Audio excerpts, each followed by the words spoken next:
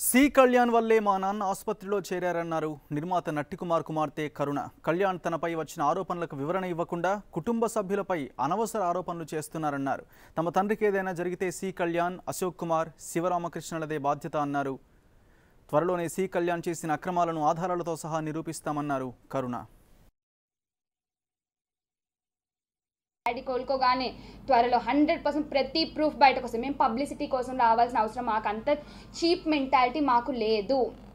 నీ అంత cheap mentality నీలా road మీద ఎక్కి ఏదో తప్పించుకోవడానికి అవసరమే లేదు మాకు. అలాగే మా డాడీ బాధ్యత ఈరోజు ప్రొడ్యూసర్ కౌన్సిల్ అందరూ ఈ సి కళ్యాణ్, అశోక్ కుమార్, శివరామకృష్ణ వీళ్ళందరి మీద నేను కేసు పెడతాను 100%. డాడీకి ఏమైనా అయితే మాత్రం వీళ్ళది ప్రొడ్యూసర్ కౌన్సిల్ మొత్తంది బాధ్యత.